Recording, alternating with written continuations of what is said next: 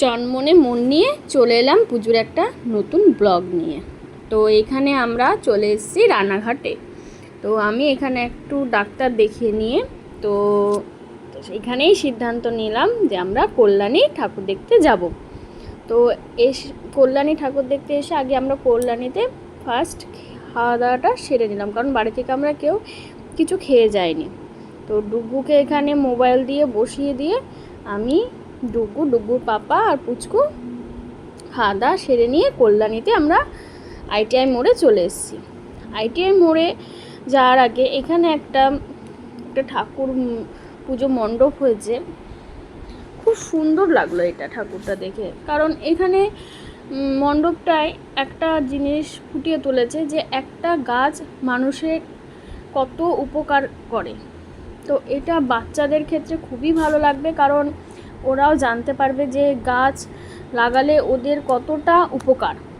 তো সেই সব কিছু জিনিস আমি ক্লিপ তুলেছি, তো আপনারা দেখুন, আপনাদেরও হয়তো ভালো লাগবে। তো আপনারা কল্যাণীতে গেলে অবশ্যই এই মণ্ডপটায় গিয়ে একটু দেখে আসবেন, খুব সুন্দর করেছে। আর প্রতিমাটা তো অসম্ভব সুন্দর।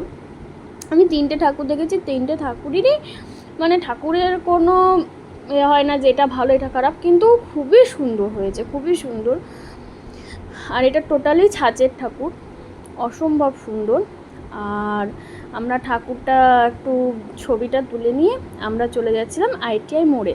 প্যান্ডেলটা প্রথমে আমরা দুপুরবেলায় গিয়েছি, তো লাইটিংটা হয়তো যদি আমরা রাত্রে যেতাম লাইটিংগুলো দেখতে পেতাম বা অনেক সুন্দর লাগতো।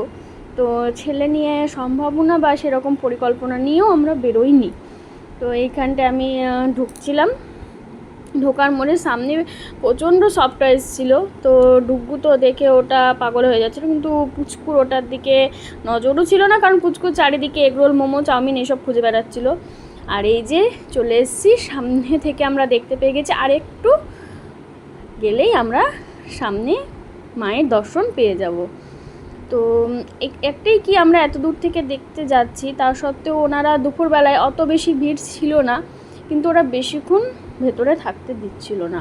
হয়তো ওনাদের কিছু করার নেই, ওনাদের ওপর নির্দেশটা ছিল যে বেশিক্ষণ ভেতরে কাউকে রাখা যাবে না। আর এত সুন্দর ওনার ITI মোড়ের সামনে সফট টয়েসগুলো, দারুণ সফট টয়েসগুলো। আর এই যে আমরা সামনে যাচ্ছি, পেছনে এই প্যান্ডেলটা আমার, এই যে চলে এসেছি। বাট রাত্রিবেলা এটা অমায়িক লাগবে, কিন্তু আমরা যখন দুপুরবেলায় গিয়েছি তো লাইটিংটা ছিল না বলে ব্যাস যেরকম সেরকমই লাগছিল। বাট রাত্রিবেলা এটা খুবই সুন্দর লাগবে। তো আমরা আস্তে আস্তে এবার ভেতরে ঢুকছি। আর ভেতরটা যখন ভেতরে কিছু কিছু লাইটিং চলছিল, ভেতরটা তো কিছু বলার মধ্যে পড়ে না, এতটা সুন্দর, মানে শুরু থেকেই লাইটিং। তো চলো দেখে নাও তোমরা।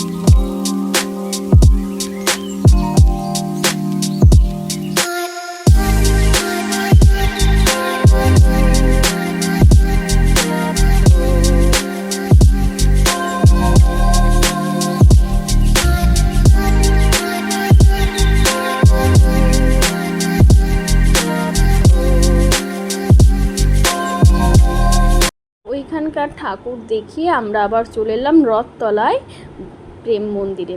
সত্যি কথা বলতে গেলে আমরা 17 তারিখে তো আমরা বৃন্দাবন যাচ্ছি, আর বৃন্দাবন যাওয়ার আগে আমরা প্রেম মন্দিরটা দেখে নিলাম। তো এত সুন্দর, এত সুন্দর, সত্যি করে শ্রীকৃষ্ণকে মনে হচ্ছে ভগবান শ্রীকৃষ্ণ আমি সামনে দেখতে পাচ্ছি, এত অমায়িক লাগছিল। বাট ITI থেকে আমার এই রথতলার এই প্রেম মন্দিরটা সুন্দর লেগেছে, কারণ এটা এত অমায়িক, মানে কি বলবো, এত ভালো। তো প্রেম মন্দিরটা আমরা আগে থাকতেই দর্শন নিয়ে নিলাম।